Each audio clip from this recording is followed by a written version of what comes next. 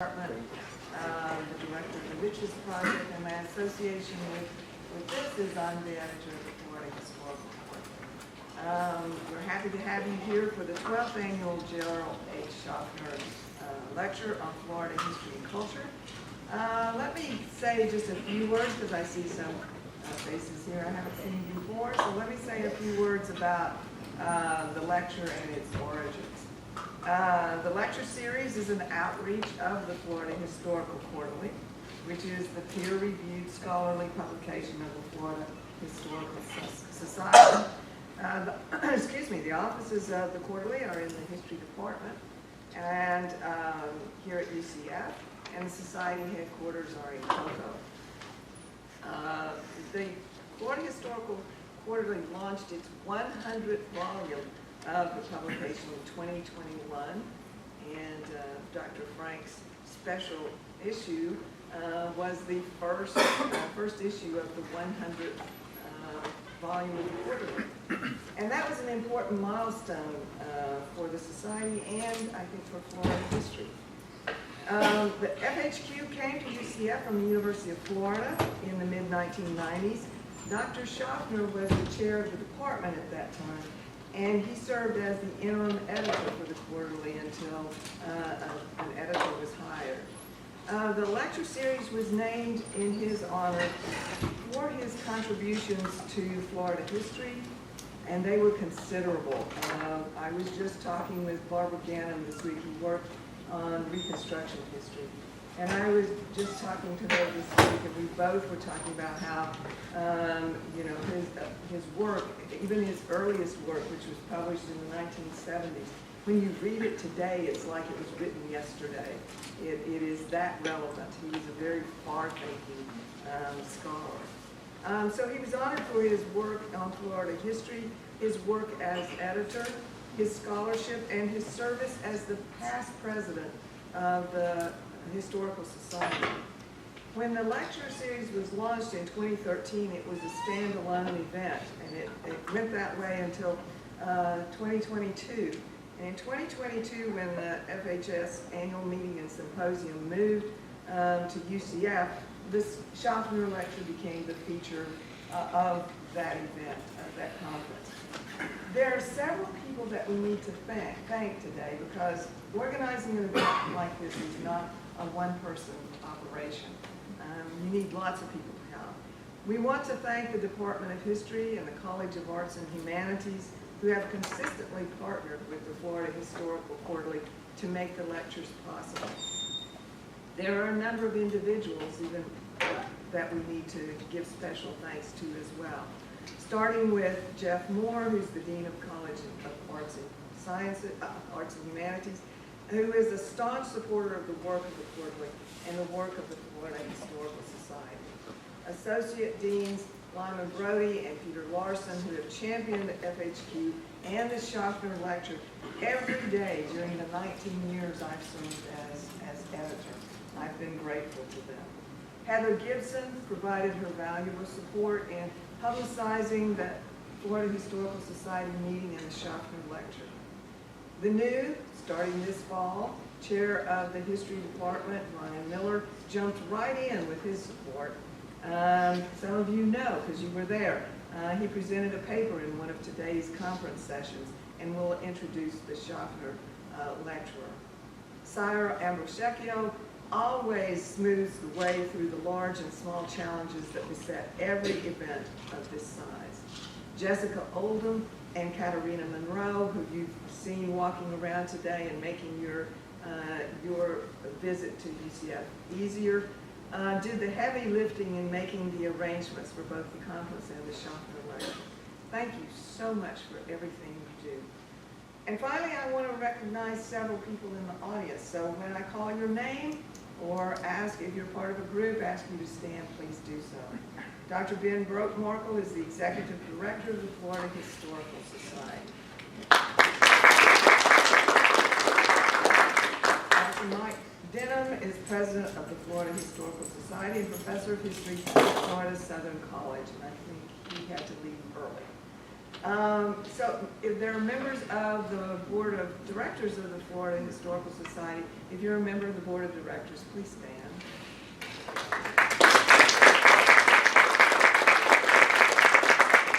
There are also members of the Florida Historical Society staff. So if you're a member of the staff, please stand.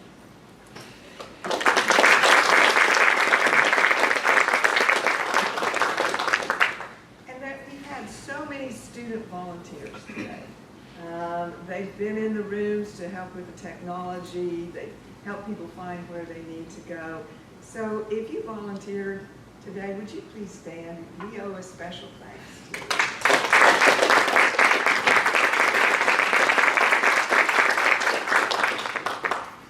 All right, and now to the Shofner lecture.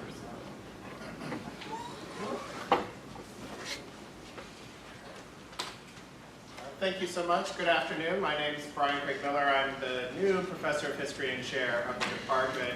And I'm pleased to welcome you to our annual Jerrell H. Shofner Lecture on Florida History. Shofner earned his PhD from Florida State, so I think that's a perfect harbinger for our recipient of this year's lecture, Andrew Frank, who's a distinguished historian known for his expertise in American history, particularly in areas of Native American studies and the history of the southeastern United States.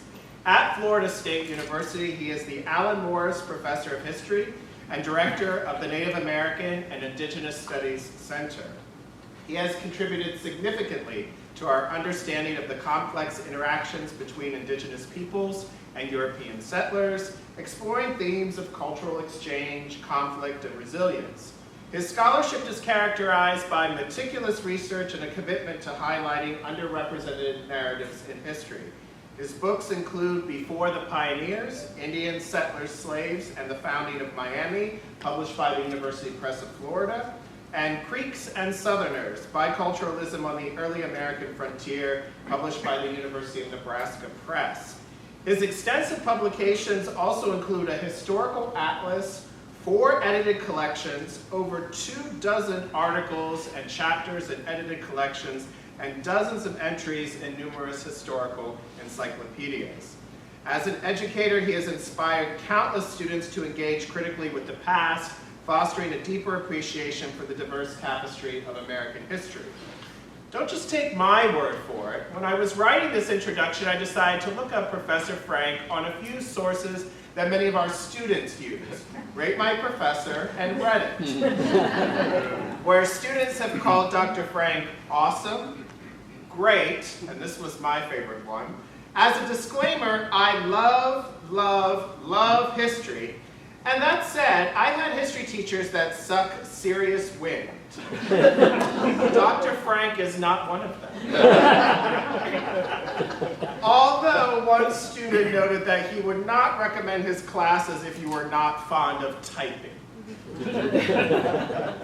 Many students on Reddit, though, have listed his class on the Seminoles at Florida State as one of the main classes that you must take before you graduate, which I think is a real testament both to his scholarship as well as an interest among the students of connecting to the university that is their mascot.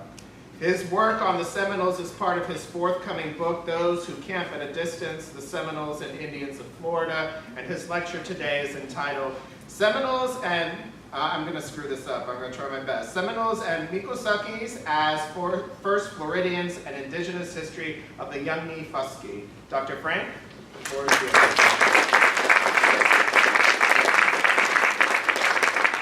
Well, ChatGPT couldn't have done better. So, well, thank you, Connie, and thank you, Brian, and thank you to UCF and the History Department, and obviously the Dean, and of course for all of you.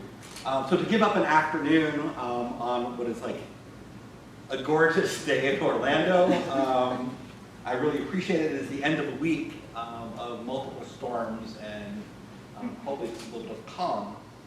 So I'm going to turn back the clock a whole maybe 15 years ago. It's about a decade and a half ago.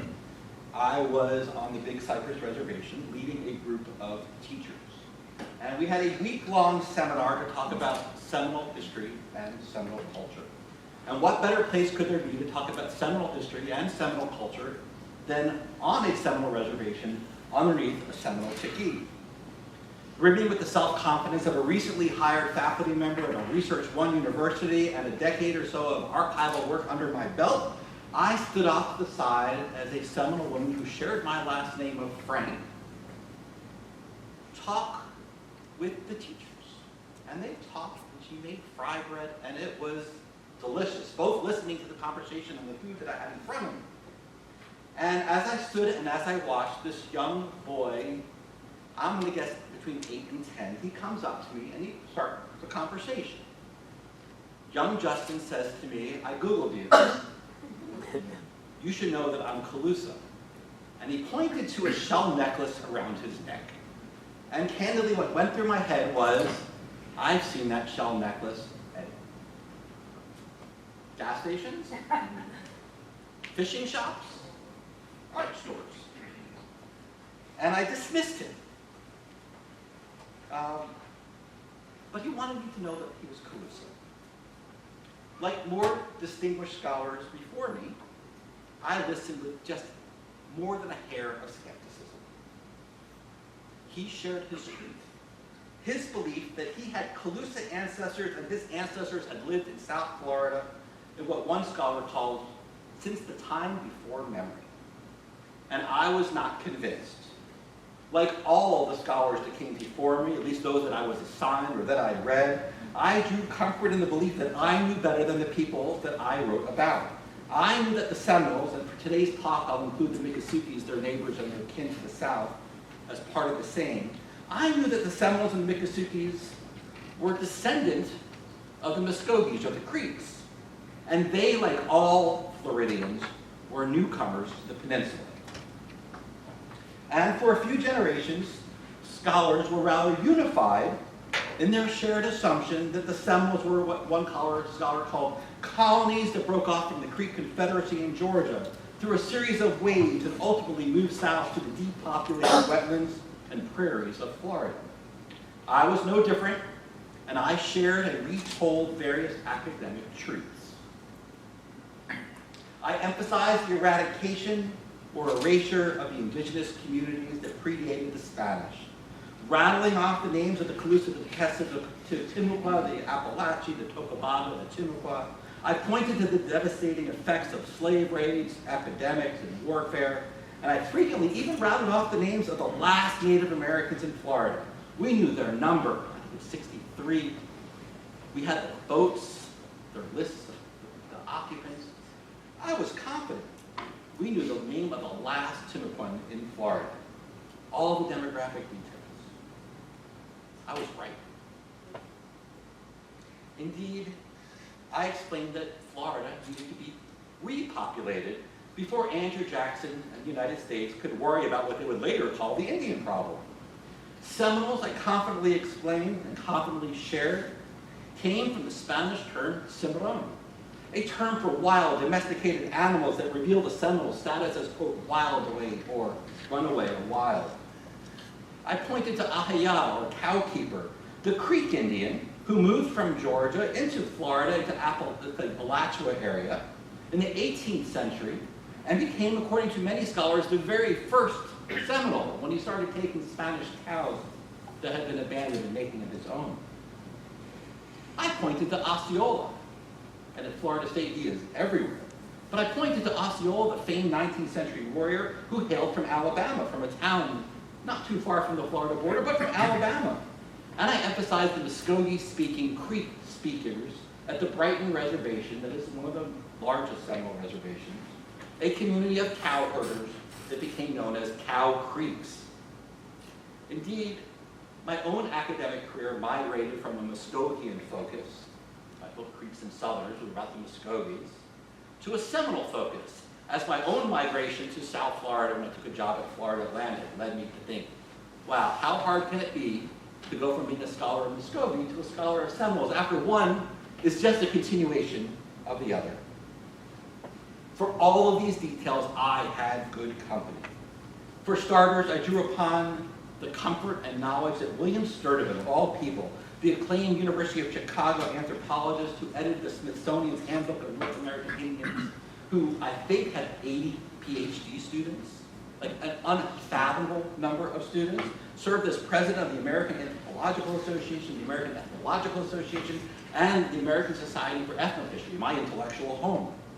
Sturtevant spent a career working with the indigenous communities of Florida and drew on his field work with the Miccosukees, where he spoke the language, and a series of path-breaking articles that he wrote that supported this idea. His most famous article for me is Creek into Southerner, or excuse me, Creek into Seminole. Right? The argument is in the title, once upon a time they were Creek, and then they became Seminole.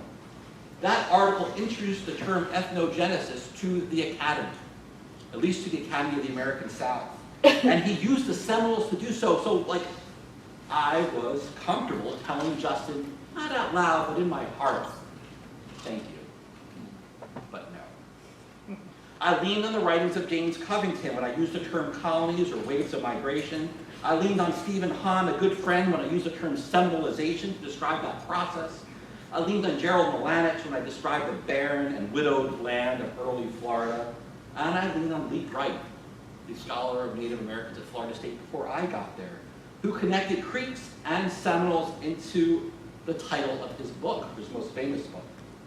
Several decades ago, Wright reminded readers and generations of students that the Creeks were hardly a coherent community and instead consisted of dozens of independent tribal towns, each representing a different ethnic group, but all migrants to Florida. There was the shattering, as I now call it, of the interior of the South, the emptying of Florida, and in come all these groups, and Florida is indeed diverse of newcomers.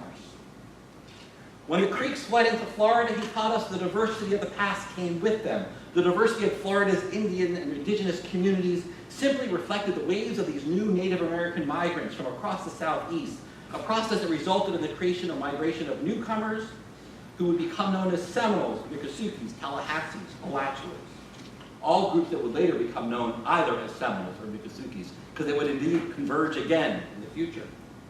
I was more than willing to share fry bread with Justin, but armed with the best of academic history and anthropology, I was unwilling to let him share his knowledge. I was unwilling to let him listen. If only young Justin knew what I knew. If only he had read what I had read. If only. 15 years and some humility has done me wonders. For the past decade or so, scholars of Native Americans and indigenous studies have urged historians and others to expand our archive, to embrace indigenous voices, oral testimonies, to otherwise re-examine our assumptions, our questions, and even sometimes our answers.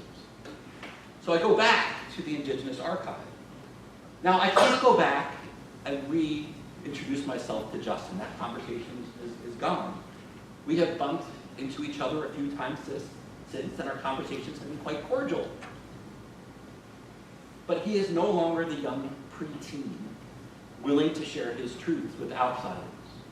He has now acknowledged to me that the job of sharing those outsiders belonged to his elders. As a young child, he didn't know better. Now he knows better. But he is no longer that preteen, and I'm no longer that redhead. He's now more reticent to share his truths at the same moment that I'm willing to listen.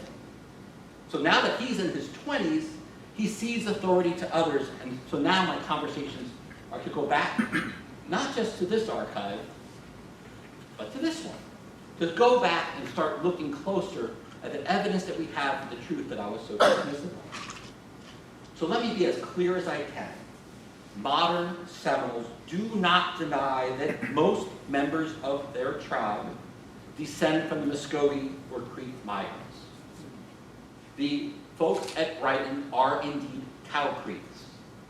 The Johns family gets their name from the St. Johns River, where they would take their cows and they would drive their cows up the river south. The river goes the wrong way in my head. They drive it, and that's how they came to Lake Central Florida. They took their name from the river. They needed a last name. They speak Creek. So this does not deny that there is a Creek, important Creek history to tell about Seminoles. But I want to spend my time today talking about the alternative, that there is a Calusa version as well. And I'll use Calusa today in the same way that I use Seminoles. Seminoles is a kind of a euphemism to talk about all the modern indigenous people in Florida today that include the Miccosukees, and I'll use Calusa to talk about what we call the ancient Indians of Florida, the Tokababa, the Timucua, the Testa, the Calusa, and others. They can have ancestors who are natives and newcomers. They can have ancestors who are Tallahassee, Ice, Tequesta, Appalachie, etc. They can have multiple pasts. Convincing academics that the Seminoles are Creeks is easy. Demonstrating that they are Calusa and Tequesta, Appalachie, and the East, and Tallahassee, and Timucua requires that work that we're going to do out loud today. So let me just give a little linguistic reminder that when I say Calusa, it's not literal. It is the people that are here beforehand. Archaeologists have a hard enough time determining when Calusa actually is Calusa, as opposed to the people who lived in the territory that once upon a time was Calusa. I wrote a book on Florida, and South Florida, and Miami, and I referred to the Tequesta, or the people who one day would become the Tequesta, or the people who used to be known as the Tequesta, right? The nomenclature of Florida is really, really sloppy. So for sake of argument and simplicity, rather than rattling off like the word salad that has to happen, we're just going to talk about Seminoles and Calusas, and I'm going to trust following along. So when I talk about the connections of modern Seminoles to ancient Calusas and others, skeptics think immediately of NAGPRA, the Native American Graves Protection and Repatriation Act. In short, and I will mumble the meaning of it, in short, this federal law means that if you are a organization, a library, an archive, or a museum, etc., and you're using any federal money, and you have ancestral remains of a community, it's your obligation to return it to the community that they belong.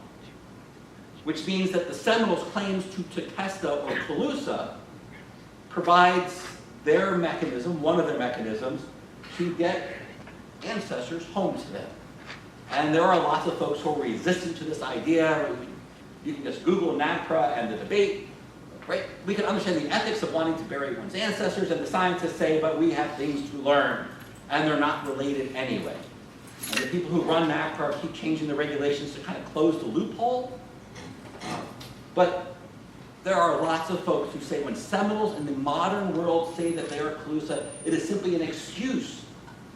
It is a bald-faced lie, I've heard people tell me, because they want to bury other people. They want ownership claims. Now, I don't know why someone would care necessarily about burying someone who's not their ancestor, but fine. Let's just grant that that could be true. What I would like to do today is move beyond the contemporary argument and go back a little bit in time. And I'm going to do so through kind of 4 categories. They kind of overlap with one another, and I spent far too much time trying to pull them apart, and I cut all sorts of evidence, and I'm happy to kind of discuss the way that things overlap and go a little bit more in depth. But the first thing is I'm going to spend a little bit of time talking about how we know Calusas actually survived. And then we're going to talk about Seminoles and others telling us that they survived. And then I'm going to take some evidence from material culture to show that some things that Seminoles do really early and today have no resemblance to what Creeks have done, even within the diversity of Creek society. And then we're going to kind of look at the received wisdom that we have once again. And if I have time, I'll look at a little bit of memory. So I'm going to pick on Jerrell for a second, and I feel really bad because he has been a remarkably generous scholar to generations of historians and archaeologists, and I consider him a mentor. But when I was looking for a quotation to put up here to give you a sense for who I need to use as my piñata, Dr. Milanich is today's piñata, or at least Section 1's piñata. No descendants of the Native American Indians who had lived here since people first migrated into the land we now call Florida survived the European conquest. This is not, for the most part, they all died out. This is absolute no. This is the line that we tell all students never, ever say. Do not say none, do not say never, unless you're 100% sure that it is no or never. Most is normally what we say. The vast majority.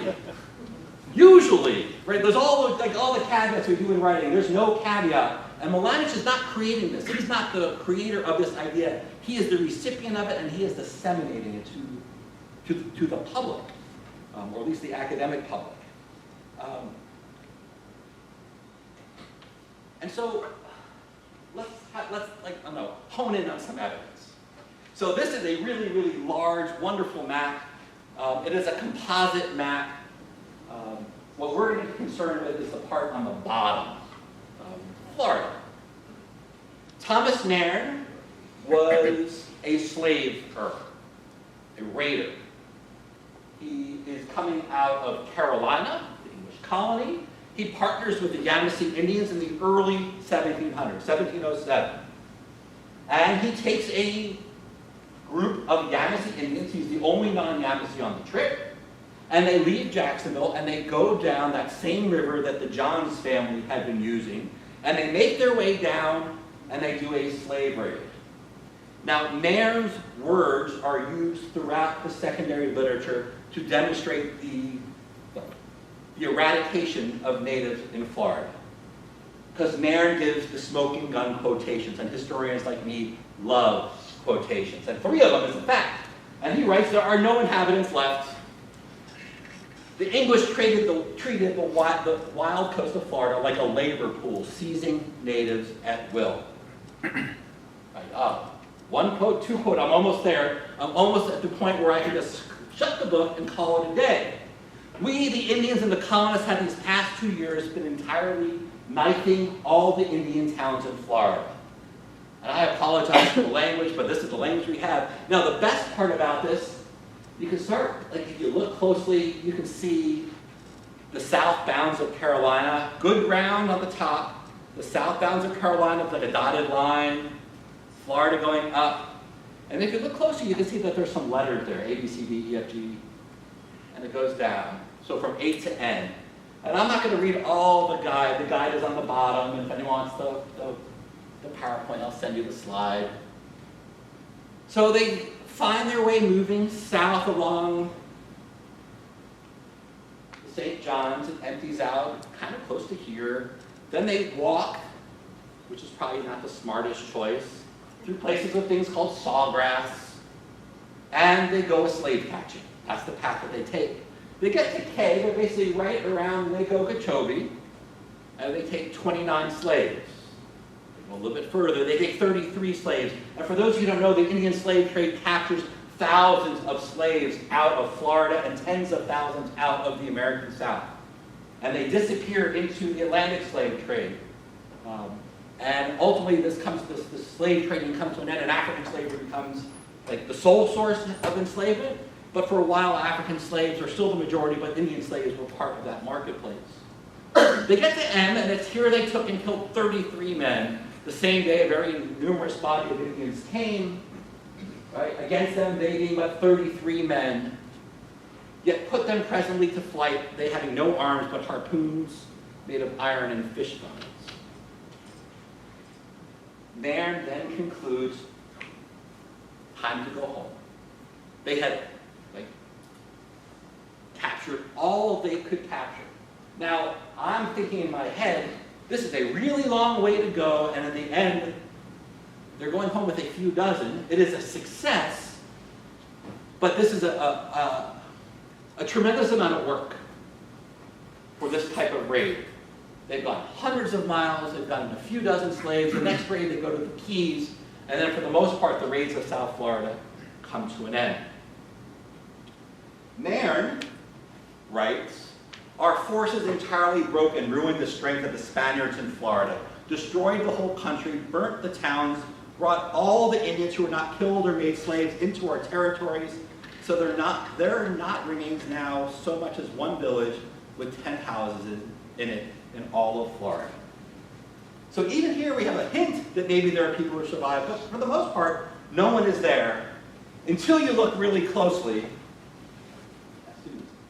I don't know, it didn't come out as close. If you look right in the middle, it says many, M-A-N-Y-V-I-L. So you can follow his path, A, B, C, D, E, F, G, H, I, J, K, and you get to N, and then they go home, and they know to the south of them there are many villages. In the document of erasure, we have presence. Now, who is Nairn writing for? Basically his investors, who want him to get as many as he possibly can. But he leaves these glimpses of survival. Is he going back But I don't know how many people have spent time. I know Chris Wilhelm is somewhere here. You have spent time in the Everglades and the wetlands. It's not the trip you want to take by yourself.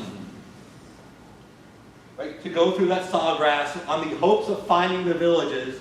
Right? We can fast forward to the 19th century when the U.S. military uses the Navy and they're trying to find Seminoles, and all they do is complain. By the time they get to the village, they're gone. Right? Fighting occurs when Seminoles choose for the fighting to take place, because it almost never is the United States actually capturing the Seminoles by surprise. If you've ever spent time in the Everglades, it is eerily quiet. So if you make noise, birds, every imaginable direction. It's like the perfect defense system. Like ADT would be jealous of its ability. So as we follow these stories forward, I'm just going to pick a handful of sources for the next 100 years and then beyond, of folks saying, all the people who say that the Indians are gone, well, they're not 100% right. William Bull, this is in the Public Records Office, the Colonial Office, all the lands between Port Royal and the fort at St. Augustine had been wholly deserted by the Indians. Right? In the known English world, slave raiding has been a success. However, whatever the inhabitants of Florida may pretend to the contrary, they know to their cost that they never yet conquered the ancient inhabitants of that country or reduced them to any sort of obedience. And that's what I'm talking about, Florida.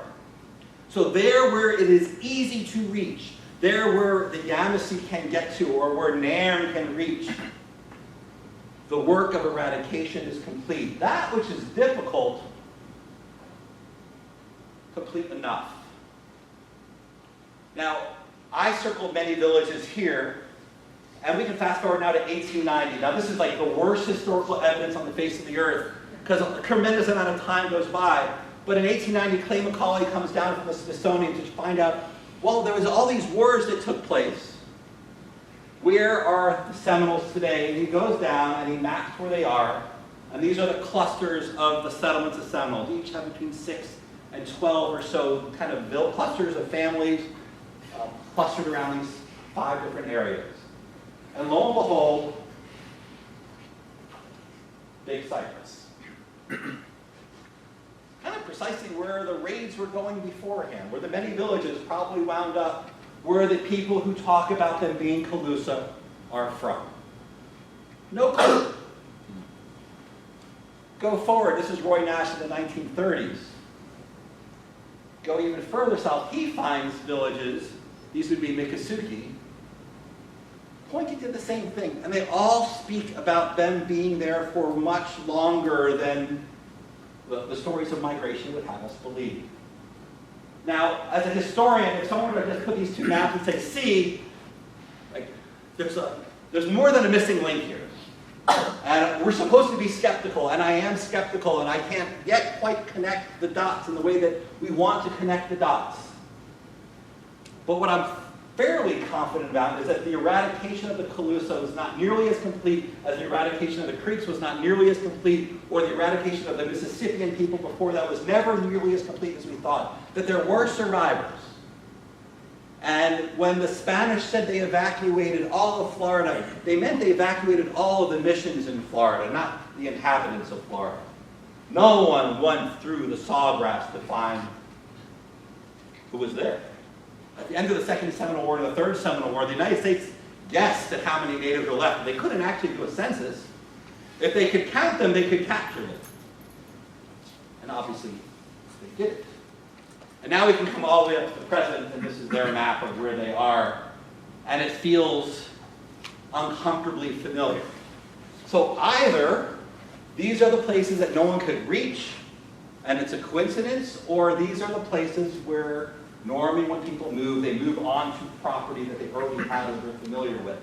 I'll remind you, during the Second Seminole War, and the First Seminole War for that matter, the United States constantly complained that somehow the natives understood that environment that they were fleeing into better than the United States could. And that could be like evidence that the United States military was unwilling to do things that people fighting for their life were willing to do. Or, like the Johns family said, they had been there before. And they had connections to these places beforehand. It's easy to say that you can just go and hunt in the Everglades, but if you've been in the Everglades, it's not so easy. It's easy to say that people who grow corn, beans, and squash in Georgia can just go into the Everglades and create a garden. I live in Tallahassee, and I grew up kind of right where Hollywood is, the town called Plantation. I know the difference between South Florida, the wetlands, and the pine trees of North Florida. Creeks can no easily move to South Florida and blend into the environment and become one with it than I could. But why trust me? Let's ask the Floridians themselves. Miccosukees, in his treaties and conversations with the United States, made it remarkably clear. The chief, the headman, the sense keeper of the Seminoles said, here our navel strings were first cut and blood from them sunk into the earth and made the country dear to us. In this statement, he talks about the southeastern custom of at childbirth, the mother buries the umbilical cord in the ground where they are born. He's not saying my navel strings, but our, referring to his community, that he imagines that they had been there since birth. I think it's a metaphor, not literal. It's a metaphor that us as a community, that this is where we were born. Yugnee-Fuskee says something very similar, roughly a generation later. I will talk to you like a brother. I will tell you the truth. He is their Justin. I will tell you the truth from the heart. I will tell you I have held out a long time for my country. I have fought hard for it. I have always lived here, and when a boy traveled over the country with my bow and arrow, here my father was buried, and I thought I might as well die here as to go to another country and die. Questions my students always ask me: if Seminoles were new to Florida, why did they just get up and go to another new place? Why risk your life to fight to the death for an area that you just moved to? And my own work on black Seminoles say that's why when they get an offer for freedom to go to Oklahoma or Indian Territory, 600 slaves volunteer to go out west because they were new to Florida. They didn't have roots here. Those with roots fight. Another curiosity, I was out in Oklahoma this summer, and the number of Hitchiti-speaking Miccosukees in Seminole Nation in Oklahoma are a handful. The number of Miccosukees in Florida outnumber the Creek speakers in Florida by 3 to 1. Those who seem to have been here longer, Big Cypress is a Miccosuke-speaking community. Those who've been here longer, I think, probably held out longer. Wildcat, Kawakachi. My father, King Philip, told me I was made of the sands of Florida. And that when I was placed in the ground, the Seminoles would dance and sing around my grave. The old Indians have told me that the white men first came from the foam of the ocean, thrown up upon the beach. After laying for a time subjected to the heat of the sun, they assumed the human form and walked forth into the interior of the country. The first white man my father told me that was seen in Florida was a Spaniard. His tracks were found on the shore of Lake Okeechobee. That's not Ponce de Leon. The first is the first you remember, the first your community has. Now again, evidence in Indian country is hard and it is elusive. And I'm not going to say this is Nairn or a slaver. And Nairn wasn't Spanish. There's all sorts of peculiar, hard evidence here. But they're laying their origin story in Florida. And I think my inclination until recently was how cool they write so poetically or they speak so poetically. But I know the truth. I hope I'm getting you closer to thinking that maybe there's an alternative to the truth.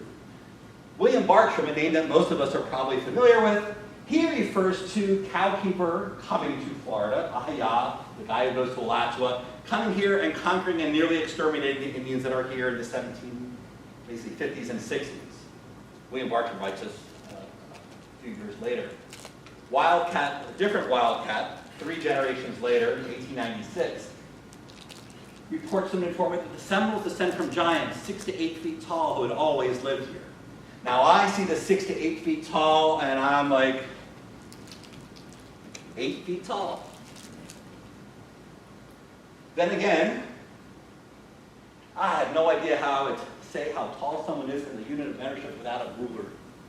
I have kids and they compete over who's taller. I can't tell if my son or daughter, my younger two, who's taller. And one will say, I'm 5'10", I'm 5'11". They keep getting taller in my sight. They're not actually growing.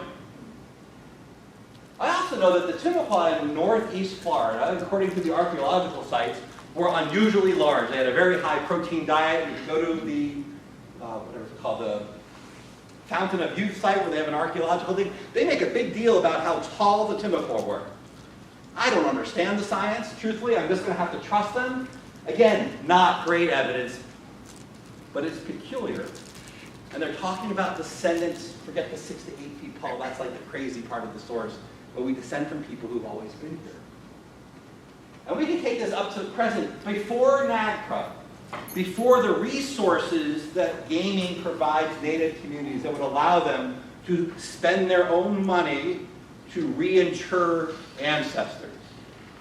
Buffalo Tiger, Miccosukees leader in 1974, gives us the term for those people who are here when migrants from Tallahassee, from the Miccosukees town, get to South Florida. Bobby Billy, who's one of the more interesting characters of contemporary Indigenous society, neither a member of the Seminole nor the Miccosukees in terms of citizenship, but a cultural leader of both.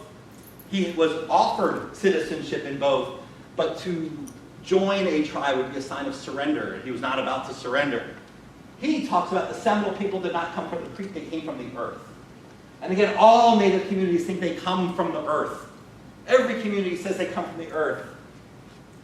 But armed with these other details, well, maybe we should start thinking about not them coming from the earth, but having been here a lot longer than we really would have them imagine. James Billy, longtime chairman of the Seminole tribe, says something very similar. He's engaged in the outside world, quite familiar, and he reminds us that everyone has always told us that we're not from here. Why won't they listen to us? You Indians are newcomers. Right? It's a continuous thread. They keep telling us that we've been here, or we have ancestors, or when we migrated there were people here. All the stories point to the presence of Calusas, whatever you want to call the people, here a lot longer than we would imagine. But what does that actually mean? How does that manifest itself?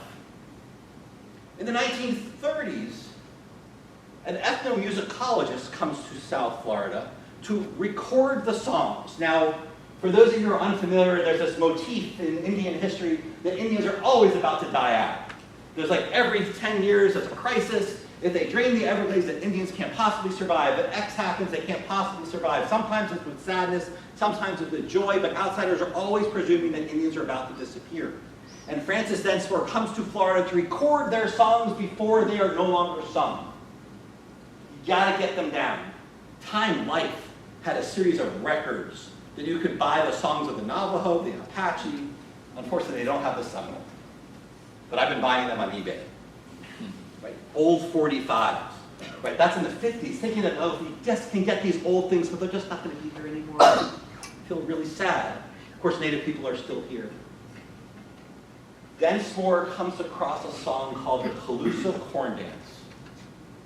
It is dance or sung combination at every busket, every green corn dance, every year in South Florida. When I asked, it is not sung in Oklahoma. They could have forgotten it.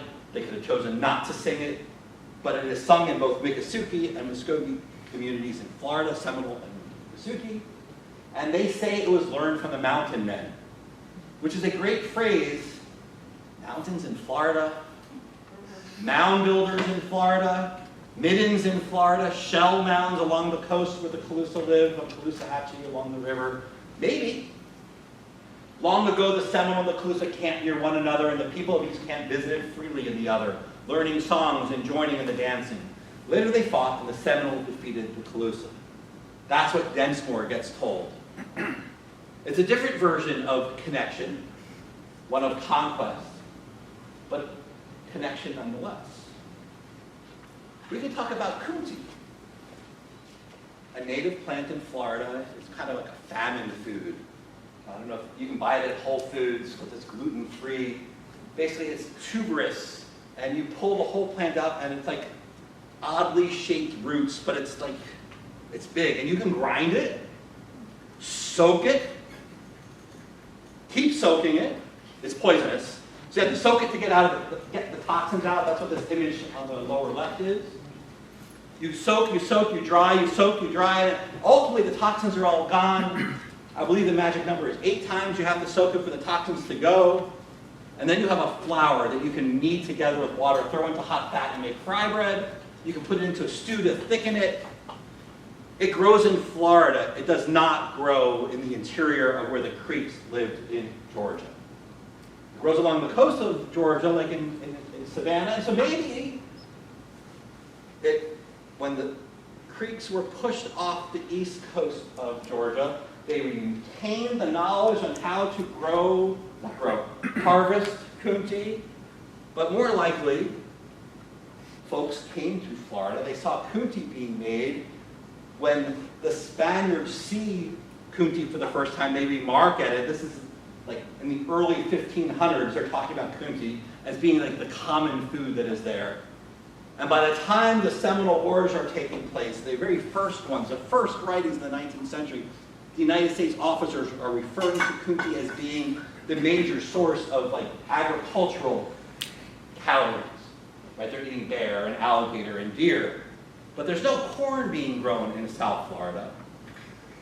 Or what corn is grown is ceremonial, not sustenance. So your picture there is either on the bottom left is what it looks like. Now they planted it all over Florida State because it's native to Florida. They want to go back to like native stuff, but it's not really from Tallahassee. That's it being drained, and that's it being ground in the top. Let's talk about housing. Right? I have hundreds of these.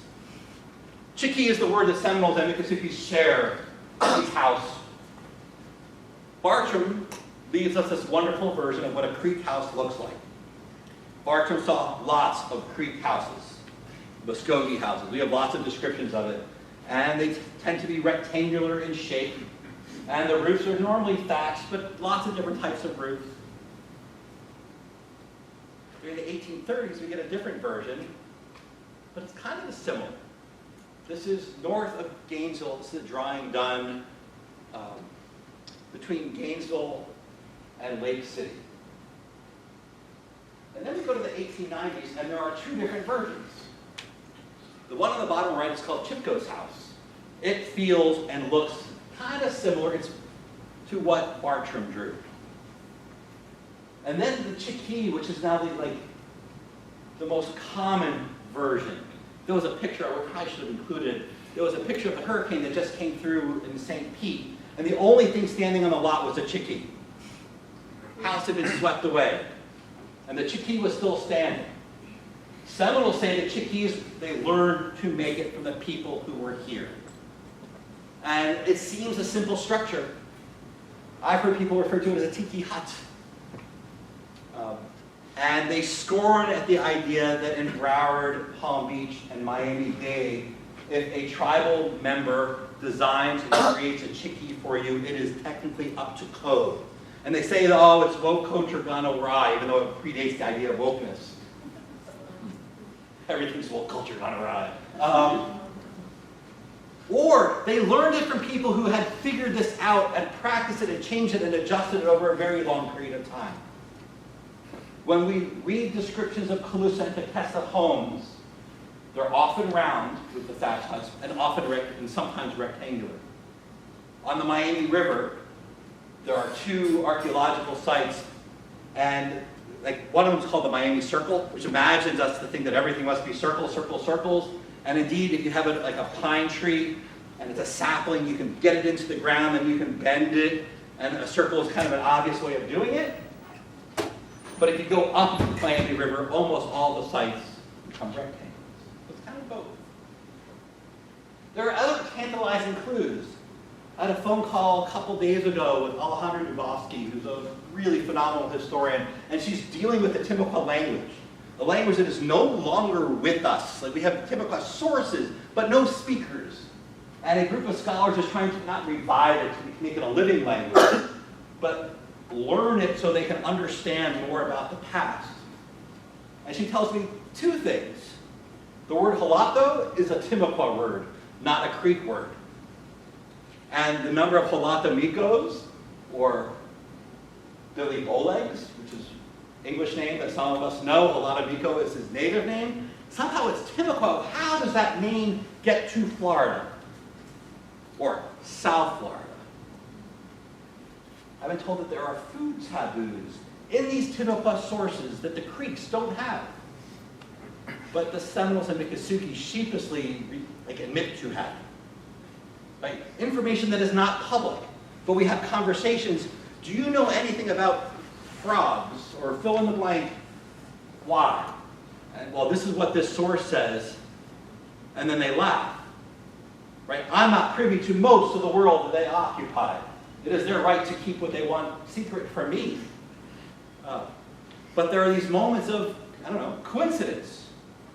The types of canoes that Seminoles use, the type of wood that they use, how they carve them out, whether they use fire or not fire, how they wear clothing, like the grammar of dress, all these things are remarkably distinctive in ways that feel more ancient Floridian or have echoes of ancient Florida than they do of Muscogee society. Now, I'm going to end by saying what happens if we were to have historically listened to Justin, or we all in Indigenous history have our Justins. So Robert Gold wrote this book called Borderlands, Empires in Transition, and he's the one who came up with the number of 83 as the file. This is the ship that left with 83 Indians on it, but he mistranslated what was there and said that all the Indians left rather than all the Christian Indians left. But that's nothing. If we go to the primary sources, we start learning that the truth of all the Indians were gone comes with purpose. James Gadsden, who is in charge of waging war through the Department of War for the United States, the Gadsden Purchase later on, but in Florida in the 20s, justifies the invasion of Florida and the signing of treaties and other means to eradicate Indian culture here by saying the Aborigines of the country have long been exterminated. The Seminoles occupied a desirable part of Florida, and they only claimed it through conquest, and therefore we should treat them in the same way. Right? It's just, if they did it, we can do it. They're not indigenous, therefore they have no rights. Put your tissues away, stop crying for the enemy. Right? This is his dismissal of it. William Bartram says the same thing. Like, we're listening to different Justins. An Old Creek town in North Florida told him, in North Florida told him that there was a little town called Caloosahatchee, and this nation they called Calusa Goldies, Olgi in the Muscogee tongue, signifying people or nation, the Calusa people. Bernard Romans, another common name, the last retreat and skulking places of the Calusa savages. When their more potent neighbors, the Creeks, drove them off the continent. Again, we don't know what the meaning of those minds might have been when Calusa meets Creek, but it's certainly not Spanish defeating Creek. It is Creek and Calusa coming together. Benjamin Hawkins, who was the Creek agent in the 1790s and early 1800s, lists Caloosahatchee as a Creek town. And John Lee Williams says something very similar. William Swan says something similar. Berwin Garabino, an anthropologist who spent time at the Big Cypress Reservation in the 1970s, comes across something similar. He starts listening, as anthropologists are supposed to do, or historians are supposed to do. Certainly, it cannot be doubted that the veins living in the people of Big Cypress, there must flow the blood of the Yuchi, Yamasee, Appalachee, Timucua, and Creek ancestors, as well as from the Calusa and others. So they intermarried. This is him learning. But I think the best place to go, and this is kind of where I'm going to end, is with William Sturdivant, that acclaimed anthropologist who taught us all that it goes from Creek into Seminole. And the best way to talk about someone is to quote them. I don't want to put words in his mouth. There were several different Indian groups in southwest Florida in the first part of the 19th century, he writes. Probably a Calusa settlement, the town of Caloosahatchee, and Calusa remnants. Oh, didn't expect that. The Indians in the region, and like most peoples anywhere, trace their own history back to the original creation in a quite direct line. In a discussion of Seminole history, it might make sense to borrow from the Seminole point of view and begin with the Paleo-Indian hunters in the southeast. But I hate to break it to you, William Sturdivant knows better too. Knew better too. He knew the truth, and he created the truth of Creeks into Seminole. That the idea of the eradication, he's the one who popularized it, and it becomes so popular afterwards when we have oral histories being taken. The interviewers push back against their informants. This is like rule number one of oral history. When you hear something, listen, don't correct. Certainly don't correct in live time. Jane Reno, mother of Janet Reno, spends lots of time when she works for the newspapers in South Florida interviewing Miccosukees. And she says, I was told not too long ago, I guess it was Howard Osceola who told me, he said, Jane, you know there are still some Spanish Indians in the Everglades. That's a term that they use for the Calusa. Really? You know the Spanish Indians we read in history were called the Calusas? I said, really? And he said, there are some out there. He said, I've never seen them, but my mother and daddy did, and there's supposed to be some living out there in the house. And the interviewer steps in and says, I've heard that term before, and the nearest I can tell, if there ever was such, they've all died out. But that's interesting. Thank you, Justin. So our interpretive path forward, I think, is obvious. Seminoles are natives and newcomers. They're Calusas and Muskogees. They're both.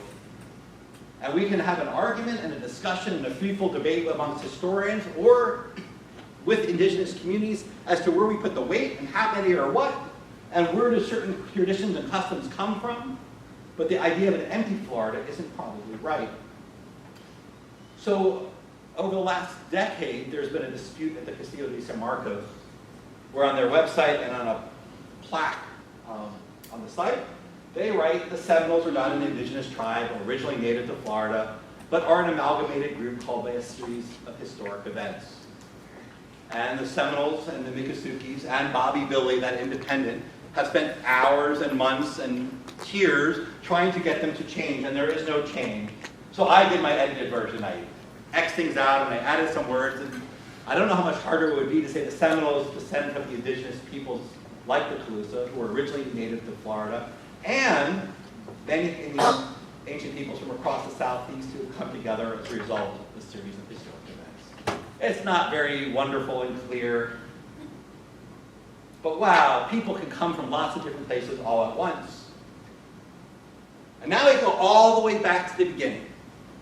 This is an excerpt from the oral story that Seminoles tell. It's right from their website, but it's also ingrained on their trail at the Occoquan Museum.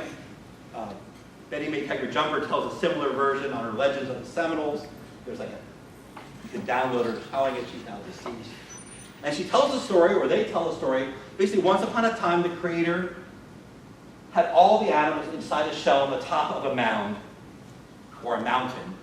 And the Creator is petting Panther, and the wind is blowing, and ultimately the shell opens and they come out in the order of their clan. And that's the origin of human. Creator put all the animals in a large shell, Calusa shells, along the coast. He said on the backbone of the earth, real high mountains.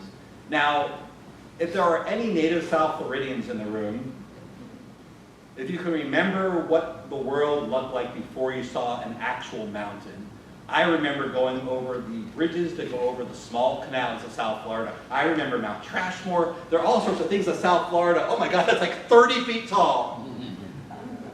Then I took my honeymoon to like the Rockies, and I couldn't get it. But this idea of the real high mountains, I think works in both ways. Indeed, the Creeks can say they come from the Appalachian Mountains. And indeed, those who see themselves as Calusa can see themselves in mounds. The idea of a shell seems to be a very South Florida thing, not interior South thing. And they came out in the order of their clans: wind, otter, bear, snake, panther, toad, bird. Before that, alligator and the other clans that were gone. And so I say all this as a very long-winded academic way of saying, Justin may be right. Or at the very least, there are lots of Justins out there. And the historical profession and us as scholars would be better off if we listen. Thank you.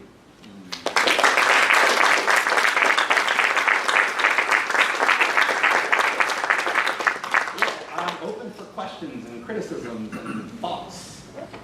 More of a comment than a question. So my mind immediately goes to other instances of essentially colonial narratives that lead to this narrative erasure and extinction along these lines. I do South African history, and Connie comes immediately to mind, where the Afrikaners say, oh, there were no black people here. When they were driven out by Shaka. You know, it was decimated and no one's there anymore. I'm curious if you could talk more about the purposes behind the solidification of this narrative, not just within, you know, the colonial mindset, but within academia as a whole, where you yourself admit being a part of this. Is this to create this sense of historical certainty, or is it just simply a byproduct of our attempt to find answers when it comes to these indigenous people? So I think it's a great question. Lots of communities, indigenous and otherwise, have had stories written about them that are widely shared that they are no longer here. Right? And that's not peculiar to the Seminoles or the Southeast or Native people. So the question is really, why do well-intentioned people, I like to think that I'm part of that group, why do we buy it and replicate it? And part of it is, for me, I guess I can say why I bought it. William Sturtevant was William Sturtevant, and there's power to it. When we tell the history of the Seminoles and the Creeks from an English-speaking perspective, we can see in the U.S. documents thousands of Red Stick Creeks in the early 19th century migrating into Florida. And it is the creator of a tremendous amount of paper and evidence, and we can see those migrations take place. We can back up to the British period, and we can see Cowkeeper coming in. And we see the creation of a centralized Creek nation and some villages moving further away from it. So in terms of like the preponderance of paper, there is so much evidence that there are these creeks here. The harder question for me is I'm not an archaeologist. And I know as I release, and I'm not the only one trying to make this argument, as we do this work, archaeologists push back more than the historians are going to push back. And part of it is the inability to trace people over time in archaeology. And we can see communities go extinct in Florida. And so, I looked at the Tequesta community on the Miami River, and I can see continuity on this site on the north bank of the Miami River that is about 2,000 years old. And I know that that continuity is there, but I have decades where I don't have sources. And the archaeology can't pull that apart for me. And archaeologists and historians have different ways of weighing evidence, that are really, I don't want to, this is not a knock on archaeologists. We, as historians, we get to fill in gaps with our imagination. Archaeologists don't like that. They see themselves more as scientists than humanities. So I think that's part of the answer. We haven't used Spanish sources very much to tell early Florida history. That's starting to change. The embrace of oral history as something that is something more than windows into your soul, that's relatively new as well. I think it's not a conspiracy of one thing, but these are all the things that I've had to individually grapple with. And if it was easy, I would have heard young Justin and said, yeah, that's cool. I can make a name for myself 15 years ago. And I could have written that book. I don't know, I hope that's a decent answer. The Miccosukees quote about the first white man being an Okeechobee, just curious if historians have tried to figure out who that other guy was. Could it be Fontanada? He didn't get that far into the interior. Right, so tells a story, first white man, Spanish, in that area. I've had, I'll push back on the idea of how you use oral history. I've had countless Seminoles tell me about Andrew Jackson invading in the 1850s. Right? Andrew Jackson serves as a stand-in for all white officers.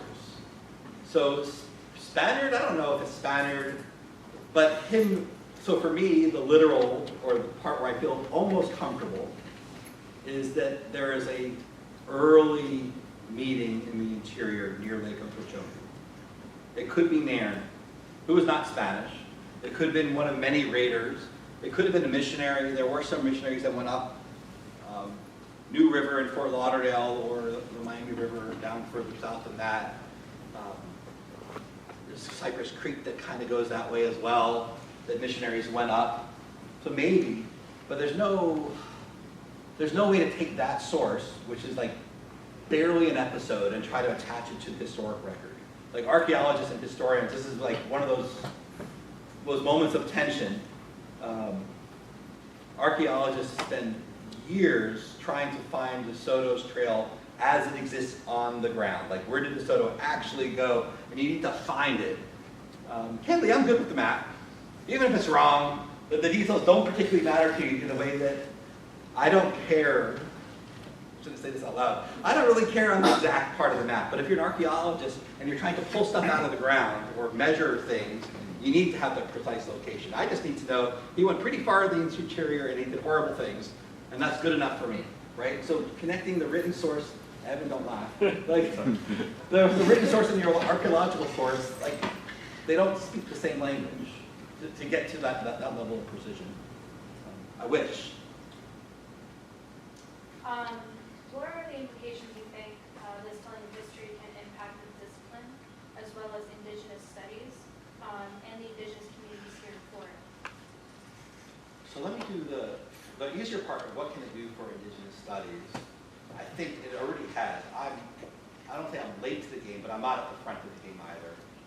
There are lots of things that we thought we knew about Indigenous people across the Americas and globally that we have since learned are not true, or we don't think are true anymore. I don't want to be absolute. In the sense of listening to Justin, or those types of Justin, isn't the answer. It's an excuse to revisit evidence we already had. I don't think my field is prepared in whole to say, oh, I have a native source, I now have truth. Because I can also get another native source that will say the opposite. But armed with insight, we can perhaps start asking better questions.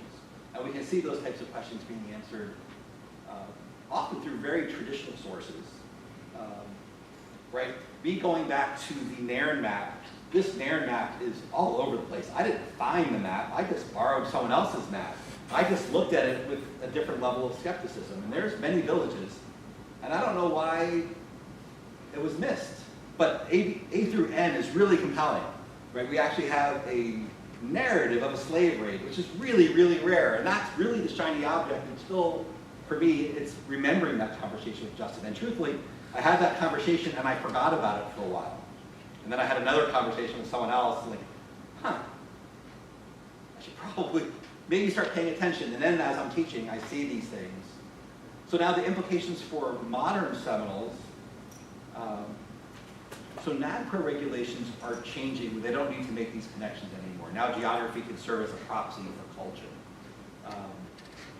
But I think when they try to speak for themselves on things like Everglades water policy, when they say that we have always been the protectors of this or guardians of, maybe they will start speaking with more authority.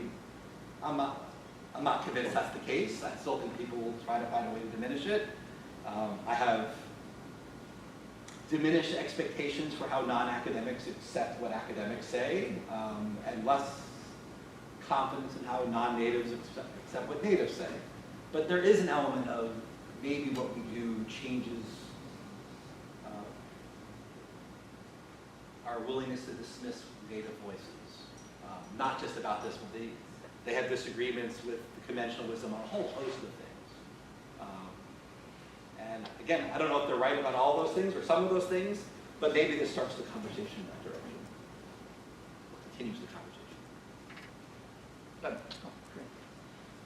The application of technology over the last 20 years and its ability to capture data, both historical and archaeological. And you talked about gaps that you can't see and feel. Do you feel there's an application of AI coming that will help historians and archaeologists move the story into more solid ground? It's a great question. I don't know enough about AI to answer whether this is a solution or not. What I'd say is AI can only work with the evidence that we have. So if there's going to be an advance in this type of question, it will have to be a type of evidence that can generate the data. And maybe AI can help us interpret it, but unless we have more data, there's just not enough there Not yet. to create smoking guns. So I'm thinking like ground penetrating radar might help, right? It's harder ethically and legally to do digs on native lands, but non-invasive searches are possible. We don't have it to the point where we can do ground penetrating radar from drones in a cost-effective way. And the Everglades or South Florida is just too vast of a territory, right? There's a reason why archaeologists have always done like shovel tests, like every 6 or 12 feet they'll test, because you can't dig everything. Underwater archaeology is hard and expensive, but technology might help, but I'm hesitant to think that the evidence is really out there. To the point where AI can fill in those blanks, but maybe. We'll come back in 50 years. I hope so. Save the room, Brian. 50 years. Same career.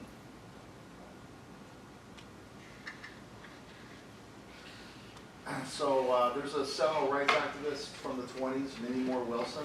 And she writes this book saying, essentially, the Seminoles have been here forever. They know the Everglades. This is where they were from. And I dismiss that totally. Yeah, of course. But now you're saying these things about the nature of the Everglades and the Kunti plants, and it really makes me think of her work in a different light. Totally. I mean, maybe she was onto something. Maybe she was listening to these people in a way other activists weren't at that time. So here, I agree with you. So Minnie Moore Wilson was one of the many slides that like I can just talk for way too long. I better cut something. I probably didn't cut enough. But she certainly listened. Yeah. So it changes my view of her in particular. There were lots of friends of Indians who never had conversations with Indians. I think she actually had real conversations and listened. I'll give you one thing, maybe it's going back to your question. What can we really learn? We have all seen maps of Florida that show South Florida as islands. And we have all, I think, dismissed it. Oh my God, these map makers are so crazy. They think that this is not really land. I'm convinced that they spoke with an Indian who still referred to Pine Island. All of South Florida is an island. South Florida from Lake Okeechobee south makes more sense pre-drainage if you think about it as a series of lots of land connected by water or surrounded by water. Because if you try to walk your way down there, you're done. Like, it is, like, there's this great book called Liquid Landscape, and it describes, like, land coming and going in Florida, not just along the coast, but the interior, because water is the thing that's pervasive, like islands. And like, that's where you live, on the islands, and you're separated by these vast swaths of water. And so drawing the coastline, that might be a very like, Western way of understanding land. You draw the exterior, where native folks are thinking about the interior, where they are, and the land they occupy, the water that separates them. So I think that's like, I don't know, I'm starting to think that lots of these sources that we have dismissed is just, oh, here comes this middle-class white woman thinking that she knows everything, right? That's Minnie Moore Wilson, and that's kind of her. But maybe she also was listening.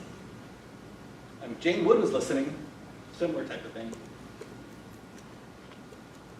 I'm probably going to get this wrong, but have there been like DNA projects or among any group existing peoples who think they are? So I'll give two answers. So Your I'll give friend. three answers. So there's no DNA project that I know of. The problem with DNA when it comes to, say, tying someone to Calusa, we have no Calusa to compare it to. Right. And the third part is DNA works on the premise that enough people have self-reported who they think they are, and then you can do these mathematical models, and maybe the models get better with AI, But you do a mathematical model saying, well, all these people say they're Italian, and 90% of them share this trait. 10% might be wrong, but certainly not what they share, 90% points to them coming from like the area of Sicily. So unless you have like a critical mass of people, so Native American for 23andMe is overwhelmingly Native Latin America, not North America. So there's all sorts of like the problems of, like there are only not even 5,000 Seminoles today. So unto themselves, there's not a huge, they may have done 23andMe, some of them, I'm sure some have, but there are no Calusa. So there's no, and we know there's a diversity of people that form the Creek. And so if they are descendants of Creeks, and some of them certainly are, they're not going to share, there's not going to be a Creek marker. That's only, like, markers go back much further than that, historically. But so I'm not convinced a lot of Seminoles have used it in any concerted way, but I'm also not convinced that that would provide an answer. What about at your own university where they have the remains of so many of your tribes?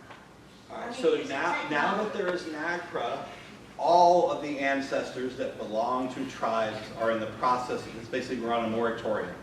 We're not to touch or do anything until they tell us what to do. And I don't know what that acronym means. So NAGPRA is the Native American Repatriation Act, which means that if Florida State gets federal money, therefore if we have ancestral remains of Native Americans in the United States, our job is to return them if the tribe wants them returned. And there's this very long process, and tribes who feel like they have ancestral claims put the claims in, and it goes through arbitration and negotiations. But in the meantime, technology is improving.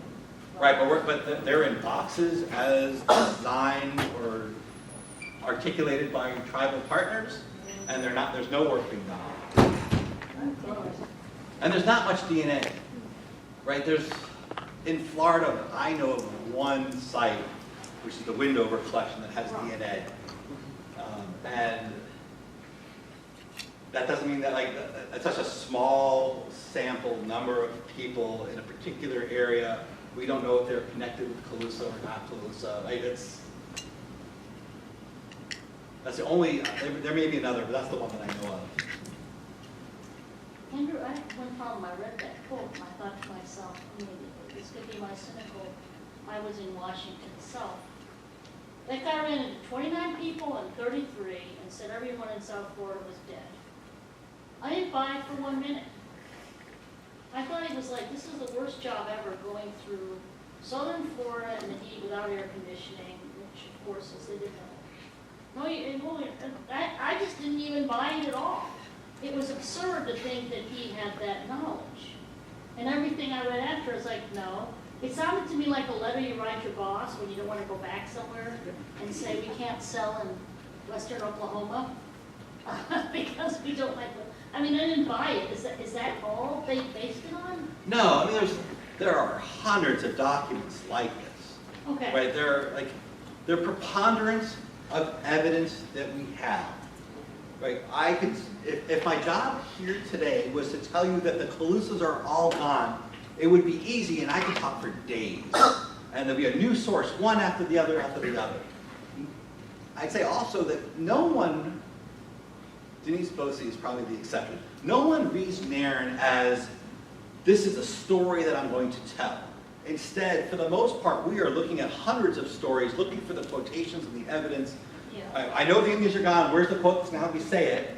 Nairn's got it. And I don't even need to read Nairn, I can just go to, Alan Gallay cites it in the Indian slave trade. Perfect. As quoted in Alan Gallay. Bancroft when he cries, or whatever. Somebody cries. Right, so I think that's part of it. So it's the same thing with, I've read William Sturdivant over and over and over, and when I reread it, I've assigned it over and over, I then read it, and I read the preamble, if you will. I could go back and do what the Indians have said, and all I'm thinking is, he spent more than a year living with the Miccosukees, learning their language and writing a dissertation about their linguistics, but didn't stop to listen to what they were saying. Right, so I think, for me, the blinders were taken off, and I'm with you. I think your interpretation is right. People complain all the time because it's hard. I graded as much as I could. Yeah. Sorry, Chair. Right, but that's, and I'll give you the other part, is I'm not done, right? I don't think I'm truthfully at a point where if I put this out amongst my peers, I still think the skeptics win. I still think there's more to be done, and I'm hoping that, like, and some of it's beyond my skill set. I need archaeologists to help. Like, I know Fort Center, there are archaeologists of it that say that it's been occupied for much longer than the contemporary site of it. But I can't do that work. I need them to do that. I'm not going to read Timucua. I wish I will. I wish I had that skill set. I wish I had the time. But that's not me. I'm hoping that when they do this, they will find other smoking guns, and then collectively we can change how we think about it. And I do think this is a collective effort. Like, I don't think this is going to be something that one person writes something and everyone just goes, all right, we're done. Maybe for NAM.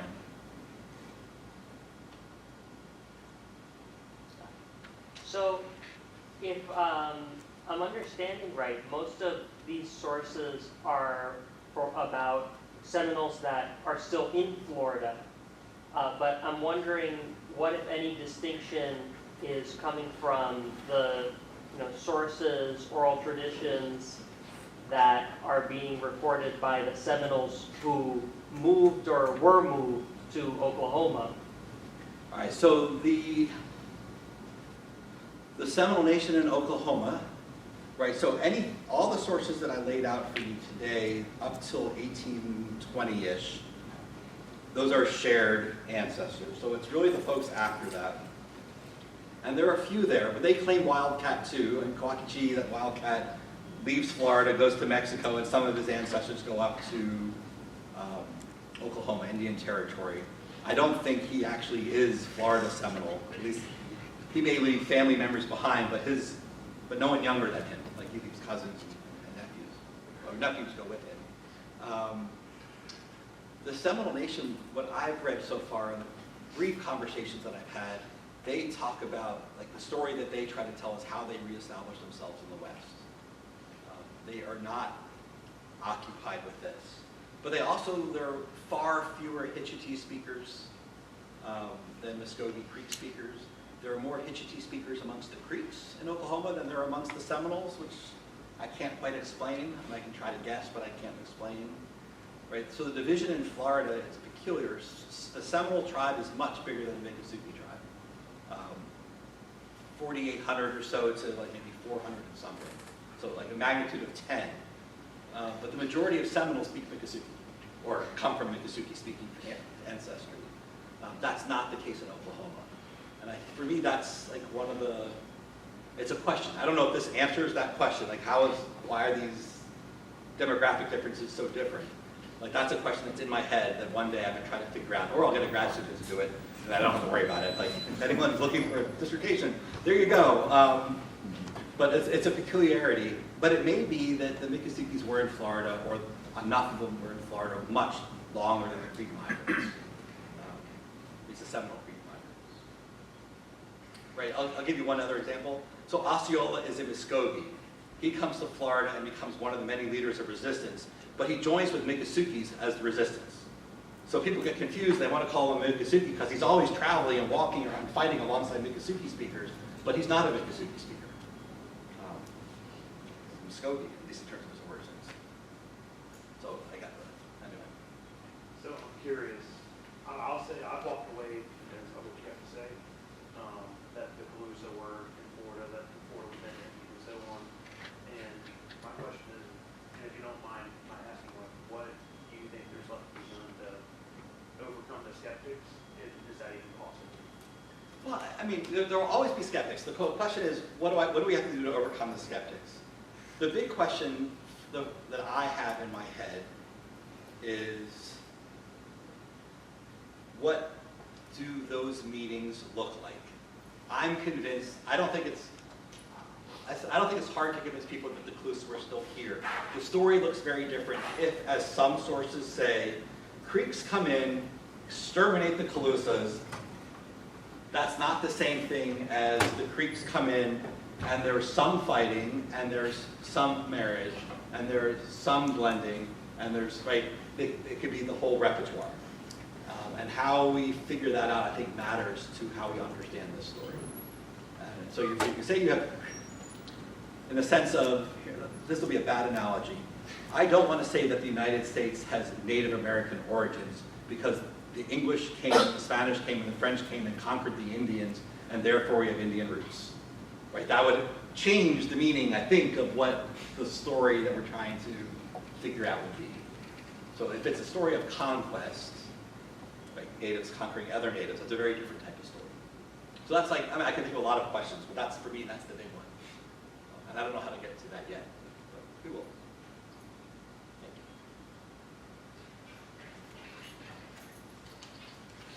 Do we have one more question? We can take one more question. If not, thank you for being here.